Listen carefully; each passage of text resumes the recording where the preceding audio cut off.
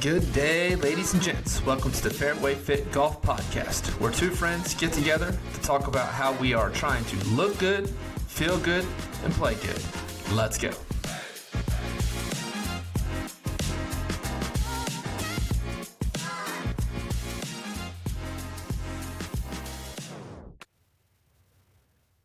All right, welcome to the Fairway Fit Golf Podcast. It's Brad. I got Greg here. We are back for another episode 6 of our Season 2, as we continue through our journey of becoming better golfers, getting in shape as we train for golf.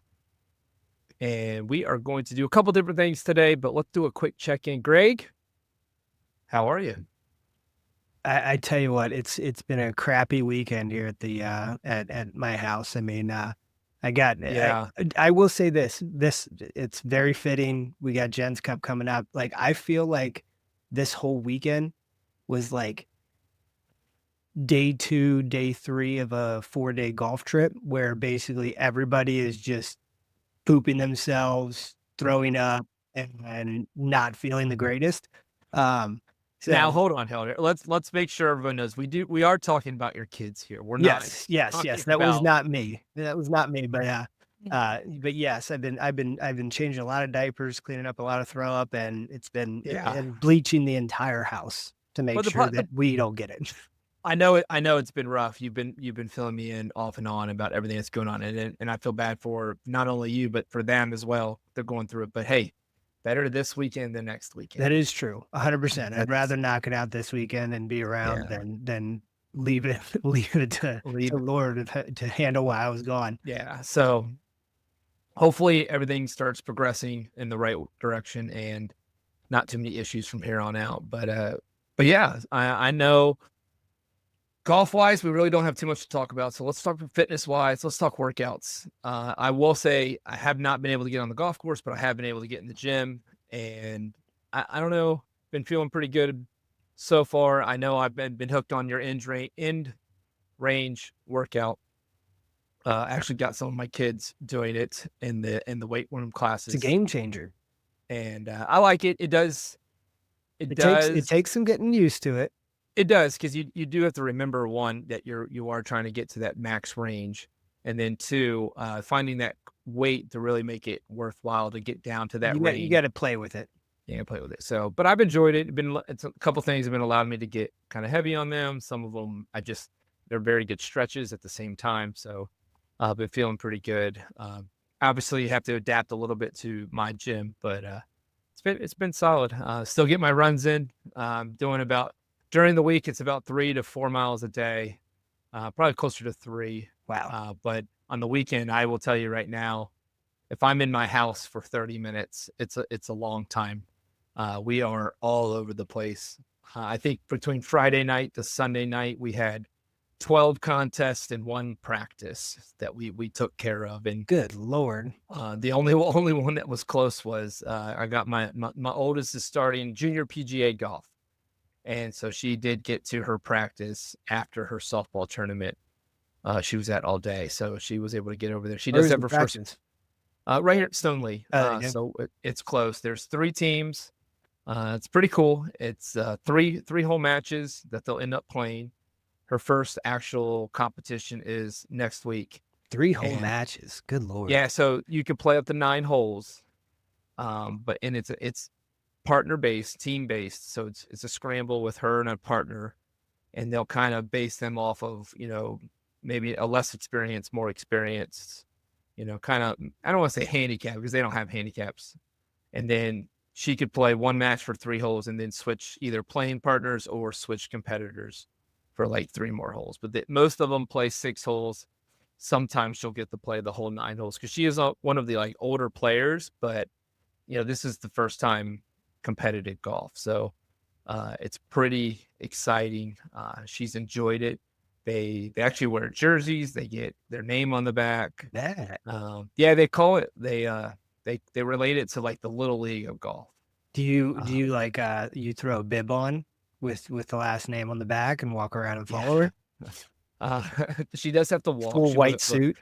She just has to walk and carry the bag. She wasn't thrilled about that. And they didn't get carts, but I was like, yeah, your partner might be in 4th grade. It might be a little bit tough to drive around. So, but no, so unfortunately I do miss the first match next week as we're out of town, but I'm hoping to be there, at least a couple.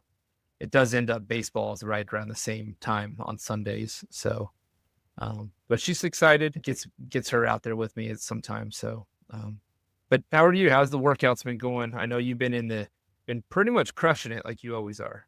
Yeah, I mean, I'm sticking to the mile a day for Monday through Saturdays. I will say this Saturday, I end up doing technically 2 Sunday runs because just with Brody ending up in the ER and me having to stay home with the daughter to make sure she was safe in the house, I ended up doing my Saturday run at 1 a.m. on Sunday, and then the night ends when you put your head down. Exactly, and then came home, slept for a couple hours. Kids got up. I got them kind of settled. Let Laura sleep in a little bit, and then when they went down for a nap, I went for a nice longest run I've had pretty much in a long time. I can't tell you the last time I ran 7.25 miles. I have not good stretched that distance in probably a couple weeks. I'm usually pretty good, and you've seen me. I tell you, I'm about a 5 miler here and there, and then maybe once in a while I'll stretch it out to a 10K. But I need to start increasing. My mornings are just slammed, and then by the time I get home, I don't have a lot of time. But I'm still averaging pretty much 6 workouts a week as far as lifts, and then 7 runs, and some of them will be super fast, hard runs. Other ones are kind of easy, throttle back, run at sub 8, but yeah, that's about it.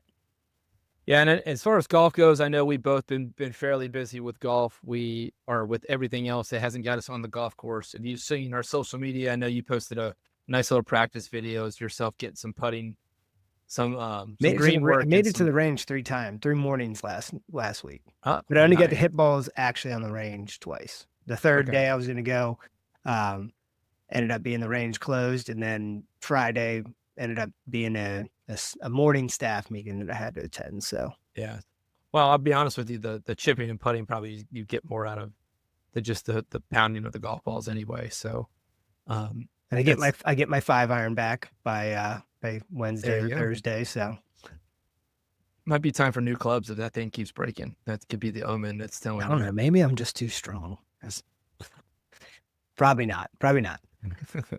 Yeah, I have not. I got a range session in. I did a chipping and putting session with the little guy last week. I did squeak in 9 holes after school today. Nice. I played it in about an hour and 20 minutes. If you call what I did playing golf, I hit a lot of just shots. I hit 2 off the tee. I did start playing like I was going to play worse ball, but I was watching my watch, and I had to get moving. So I kind of did hit 2 off the tee, and kind of just played each ball in. I couldn't even tell you what I scored. I did not really hit it that well. I didn't really feel that well. The hips hurt a little bit. I don't know if it was just a long day. So I can't say I took a lot of good vibes. It sounds like you were in a car a lot this weekend too. So it could be that. It was. So, but it was nice to be out there. I'm hoping to sneak out Wednesday. Looks like it's our first actually day off since we've been back from spring break as far as events. So I'm hoping to I could get home fast enough. I could get 18 in with the light, but we'll see how crowded the course is and the weather and everything. So I can't say I'm feeling the best swing-wise going into Gents Cup, but I'm definitely looking forward just to get out there with the guys and going from there. So we'll talk a little bit about golf trips because that's something we do have a big passion for. But let's numbers. Let's play the numbers game. One thing that I wanted to do with Greg is we've talked about goals that we have, not only fitness, but we'll talk about a lot about our golf goals. And one of my golf goals is to shoot a even par or below round. And shout out to our friend Valdez, who was able to put up a sub 70 round. 69. 69. That's impressive. Even more impressive the fact that he had that it wasn't all pars. It was an eagle 4 birdies, 4 or 5 birdies, and which means he had some bogeys in there. I honestly, I think that's the way to do it. I don't know if I could ever put up 17, 18 pars in my I'd like a clean scorecard. I don't care if I had an even par round and it was 18 pars. I wouldn't actually care. pretty solid. I know I wouldn't care. I'm just thinking of factual how hard that would be. So, or I would like a double or a triple or a quad on there, and then come back and shoot under par. And then, so mine was obviously like I said, the even par or subpar round, and yours is to get into the 70s. But the other part of it is to lower our handicap. I mean, I think both of us probably have dreams to be scratch golfers. But you know, I don't know if I'll ever get there. Yeah, I mean, this is not our full-time job. This is something, just the passion that we have. Almost an obsession that we have to play. So, but we want to be, we want to be sticks. We want to be able to play. So, I've always talked about trying to lower my handicap to below a 3 and stay there. And you've talked about getting yours down to a single digit. Give me a 9.9. I'd be happy. And then hopefully we get back to playing head-to-head matches where it's we're playing straight up all the way through. I mean, that's something we both have a passion. I do think we can get to those points. It's just I think we're realizing how hard it is. And I did some research today. I'm going in the opposite direction again this year. So, it's up and down. But I did some research today, and I wanted to learn a little bit more about the handicap system. I mean, I think a lot of times when people hear handicap, they think that's kind of like what you're supposed to shoot. So, for example, if I'm a 5 handicap on a par 72 golf course, they think I should shoot a 77. And that's not always the case. Now, we both know, and we've talked a lot about slope and rating of courses and how some courses are more difficult than other courses. And that's why you may be a 5 handicap, at an Algonquian, but you're really, when you go to like a Blue Ridge Shadows, you're like a 7 or 8 handicap, because just the difficulty of the course does. But one thing I've been really looking at is handicap and your index. And obviously, how do you find out your index? And so I'm going to read something off the USGA here. And it actually has a really nice, it says in 150 words or less. All right. It tells you, because otherwise I think you can get long-winded. I'm going to count them in my head. Your handicap index is a portable number that represents or demonstrated your golfing ability.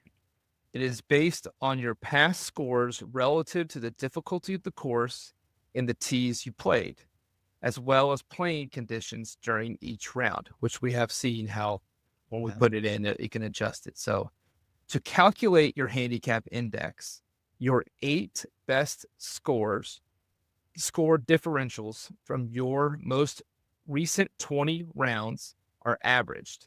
In addition, safeguards that are included. Now, there are a couple. They talk about these safeguards. It's they don't want you to move up too fast, and they also don't want you to move down too fast. And it just kind of gives you some examples of that. But that up too fast has really protected me. Well, what that would mean is like you can't go up more than like 4 or 5 full numbers, and that's probably more for your tournament golfers, that your sandbaggers, that all of a sudden they're playing S3s, and then they go into a tournament where they're like a 7 because they put in 5 or 6 scores that are just, aren't realistic. So, 8 scores in your next 20 rounds, or your last 20 rounds, dictate your handicap. So I started to think about it. Well, what at the courses we play, what is our target numbers to stay at, or to hit our goal, not to stay, to hit our goal. All right. My home course being Stone Lee, your home course basically being South Riding. I actually didn't do Pleasant Valleys, but we'll just stick with South Routing, because I do think you play that maybe a couple fingers more than maybe a handful more. So if you played 20 rounds at South Riding, you need 8 of them at what number do you think it is? What do you think you have to shoot there? 81. All right. So at South Riding, in order to have a 9.4 handicap, Oh, I know, 9.4. Okay. I know that's under, but that was just the calculator was easier I to got use. you. You would have to shoot 83 I did that last year. 8 of the next 20 times. Okay. Okay. And your lowest score last year was a 83. 83 in the whole year. So this is Oh, the next no. Yes. 81. Yes. 83. 83. 81 was the year before. 83. All right. So you would have to be an 83 if you did that 8 out of the next 20 times to have a 9.4 handicap. So you're saying there's a chance? Well, there's a chance, but so what I did is I took 8 courses that we tend to play or have played recently, and I wanted to show you what your numbers need to be in your next 20 rounds. Okay. Surprisingly, it was actually more doable than I thought. Now, this is not adding in our other goal. This is not putting you in any 70 rounds. I mean, obviously, if you were under those numbers, it's going to give you a better shot. What I did is I did everything for under a 10. It didn't mathematically always go to 9.9. So, I mean, you can't shoot at 83.4 or whatever. So that's why it's a 94. So at South Riding, you needed to shoot an 83. At Algonquian, to have a 9.2 differential, you would have to shoot an 81. Did that. At Stone Lee, to have a 9.5 differential, you'd have to have an 85. Did that. I did that last year. This your brother. What would you do this year? Oh no, you should. It was a little bit higher. Okay. Hidden Creek, which I put on there, to have a 9.7, you have to shoot an 84. Okay. It's tough course though. It actually, when I did all the slope and ratings, it was kind of in the middle. It is a tough course. I'm not going to tell you now, but just however they rate those things. For the Norman course at Lansdowne, since we've been getting to play with Brian on a member appreciation, and Shorty hooks us up quite a bit as well there too. To get a 9.2, you had to shoot an 83. That's gonna be a tough one. That's a tough one. RTJ, which is actually rated a little bit easier than Norman, to have a 9.4 differential, you'd have to shoot an 82. I mean, I will say, I don't know if that one's in my head. I think that one plays harder than Norman. So I've always thought it as played harder because it's a better layout. Like I would think it's just a more fun layout to play. But Norman's pretty tight off the tee and everything. So, but it's just everything straight ahead of you, really, for the most part. Right ahead of you. So, but yeah, I guess Norman does have those. They have some really long par 3s and really long par 5s. Yeah, they have that. Is it the longest mile in golf? Yeah, but RTJ, I mean, RTJ's got a couple of holes that, I mean, you have to pick landing zones pretty easily. Yeah, I mean, and I like RT. If I had to go over there and choose, and they said which one do you want to play, I'm playing RTJ. Yeah. Blue Ridge Shadows. Now, I've had some blow ups on that course. Well, that was probably rated one of the highest ones that we really. Played. Yeah, and I think it's one of those they have a big gap in their tees. Like there's a tee at like 61, and then there's a tee at 68. Like there was nothing in the middle. And I think with our egos, we always come back to that 68 number. Because I don't know, but so that makes it difficult. The elevation change on a couple holes make it very difficult. So to have a 9.5 at Blue Ridge, you'd have to have an 85. Okay, that's not bad.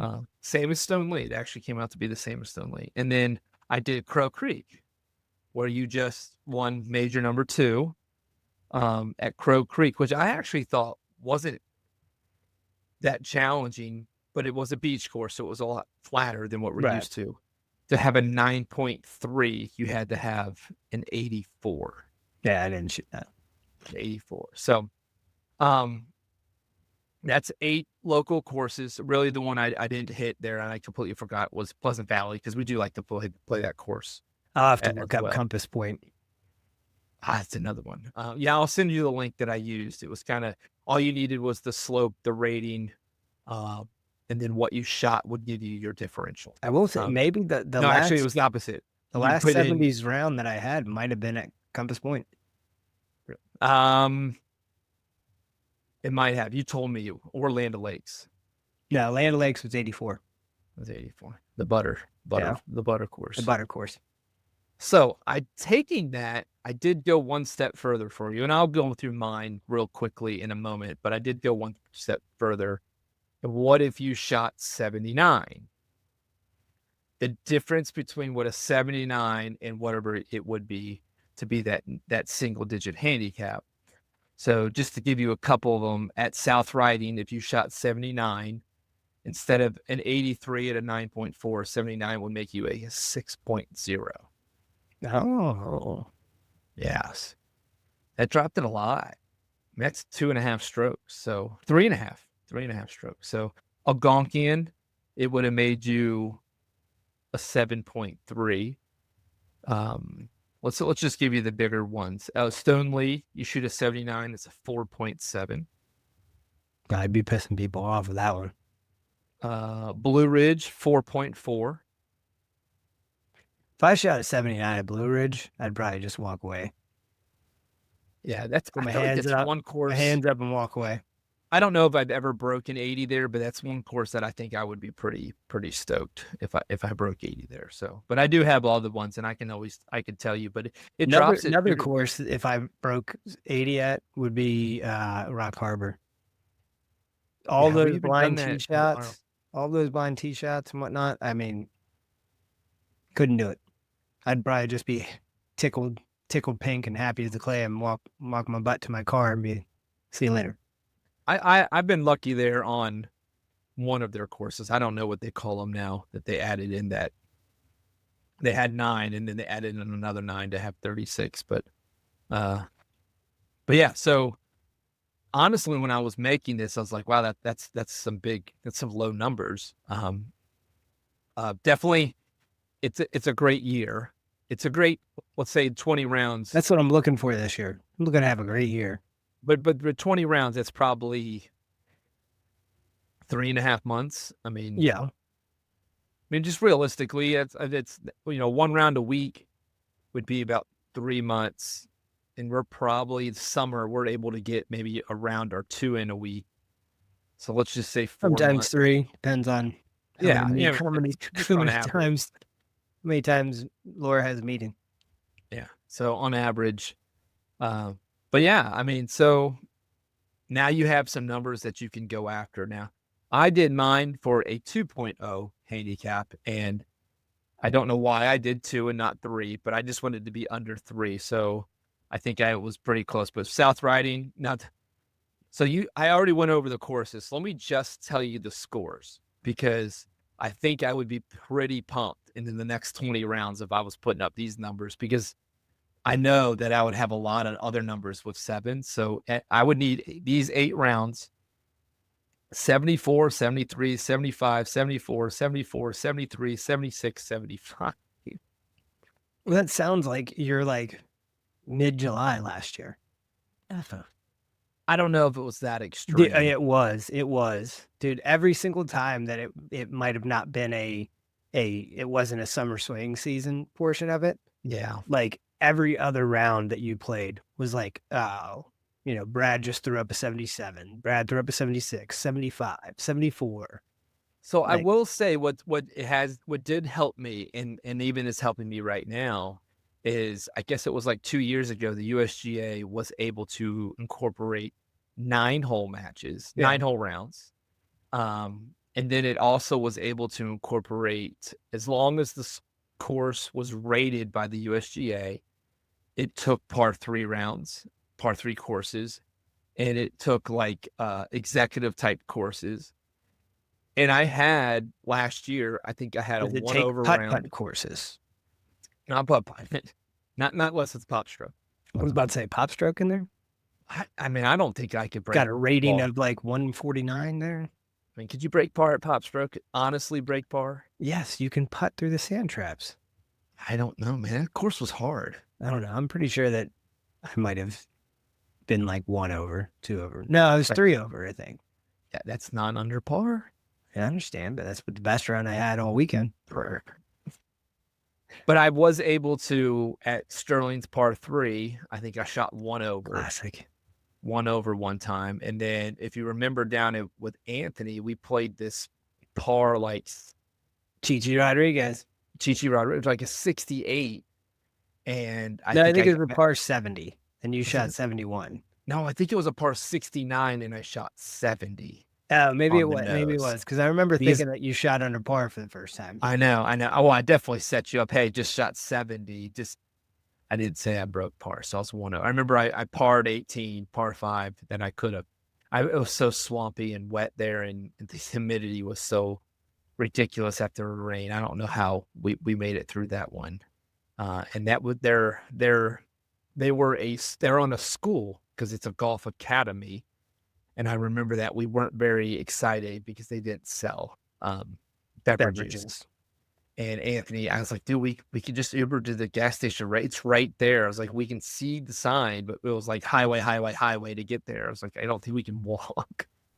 But we didn't end up doing that. So, but my big one that I took away is if I want to be a 2, I got to be under 75 at Stoneleigh. So it's 75 puts me in a 1.5 differential. So if I could consistently go out there and shoot mid 70s at my home course, I could get close. And I've had some good rounds. I think my best round ever is a 74 there, but I have put up a handful of 75, 76s. And I mean, with the one major we did last year where I think I went 76 Pleasant Valley, 75 Stoneleigh, that was that's good golf back-to-back rounds, really good golf. So, but it was just interesting to listen to the numbers and to see what we actually need going into those courses.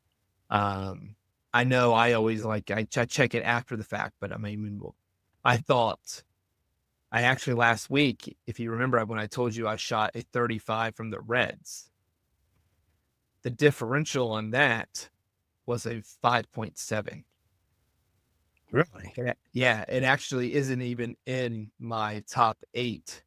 So I shot a subpar round on 9 holes, but being from the Reds, it didn't count. Maybe it is one of my 8. It's got to be one of my 8. That's pretty low. I'm sitting at a 4.4 right now, so I've climbed a little bit, but it's what it is right now. The summer is going to be time for the grind. A lot of golf out there, especially now that the 2 really want to play. They're going to be dragging me over. It'll be like easy daddy daycare. Hopefully they'll be. Yeah, I know. Hopefully they'll be dragging me over there. I will tell them they will have to start working for carts because they like to drive. And I mean, who doesn't? I know, but it's nice to go up there and say, hey, I'm walking, and you don't have to give anything up. They just say, okay, great, have a great round, since I've already paid for it. I don't know. I want to join a country club and be like, Mr. Papa Giorgio, here's your car. Well, you can't have your own carts out here. That's the only thing. Although on Mondays you can. I saw that today. A couple of people, because the course is technically closed, except for walkers. And I guess people with their own golf carts were driving around. That's what you got to do. You sold the 4-wheeler, might as well buy. Yeah. Buy the golf cart for transport back and forth. You're driving right by 8 and up 9 and good to go. It would be easy. It does take longer to drive there than it does to walk there. Just because I have to go around. Off-road tires on that thing. Oh yeah. It'd be good to go. Just make it a 4-seater with straps on the back. I think that's what I see in most people. Trying to talk my dad into getting a new one. Not necessarily just to have his old one, which would be nice, but I think if he had a newer one that was electric, he would probably use it more. The gas it's a pain. My mom says it's too loud. It is, but man, have you seen the cost of the batteries? Because you got to have like 3 or 4 batteries in there. She charges it in the garage. I know, but if they go bad, the batteries are like $300 each. It's not like a car battery. Yeah, but the electric golf carts that people are buying at those retirement communities are like $10,000 to $15,000. Yeah, Oh yeah, it's a It's a small small car. Well, car. what cars used to cost, not what cars Exactly. cost now. I Yeah, mean, yeah. cars now are ridiculous. I do not look forward to the next time we'd have to buy a car because both of ours are paid off. I think same as yours. Yep. I do not want to do that. I do not. Although my mower did not work the other day, which is not a small mower either. You've seen my mower. Yeah, it's a pretty big boy. I got to call to see what that's going to cost. We think that might be time for a replacement. It's at like 1,700 hours, which is like 1,000 hours more than when. That's why you get them used at that amount, because that's the time the commercial places get rid of them. Between 600 to like 1,000 hours, and I think I bought it around 600 or 700 hours. But when Anthony and I were working a lot, we put some hours in it that summer during COVID, made that little extra money. So, but yeah, so there we got some goals. I tell you what I should have done is I should have put Penn National on there. Oh, that would have been a solid one too. Yeah, but that maybe one. It's going to be hard. I mean, I don't really think that I think it's going to go back to me not tracking a score pretty much the entire weekend. No, I don't remember me tracking anything. I did think that was pretty cool that Grant you can put in the Ryder Cup style. And then it can also have you put in. Well, we used something else last year. I can't remember what it was, but you had to have that code on it. But nobody used it. So yeah, that was the problem. I think if you can get Grant, being that it has a really good GPS system, like map on it, at least one person in your group is going to have Grant. Is going to probably have it. But yeah, so this weekend, Sunday actually, we are headed Sunday. We are headed up to Fayetteville, Pennsylvania, outside of Gettysburg, Chambersburg area.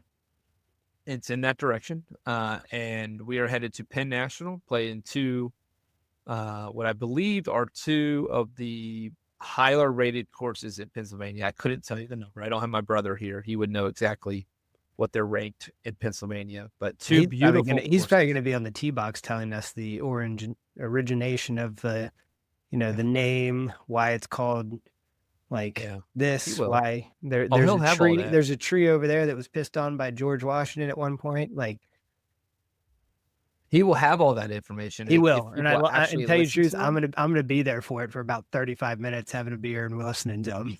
Oh, he will give it to you. And he'll even tell you the surrounding courses. He probably even knows what battles took place in the Civil War, right where we are. Gettysburg? Well, we're not in Gettysburg. We're outside that area. Maybe the Gettysburg Address was there.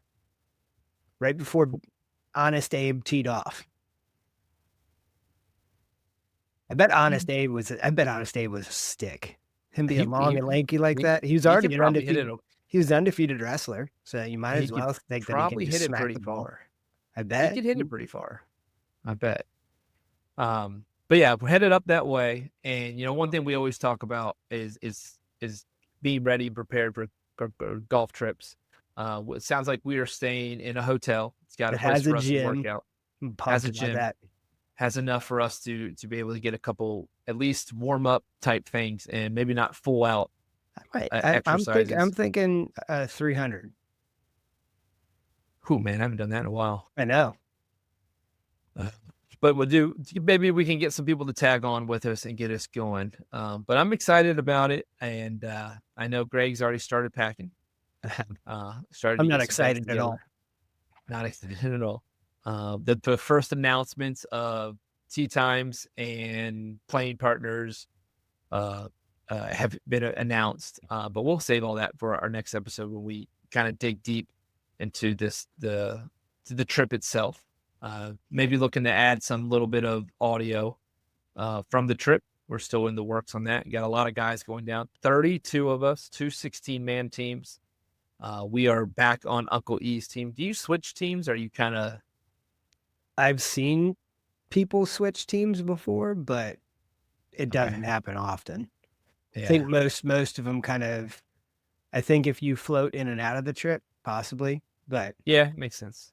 But yeah, so 16 people playing 4 rounds, 3 partner team-based rounds, and then a singles match on the last day. The only difference really from this year to last year is outside we're going somewhere different, starting on Sunday.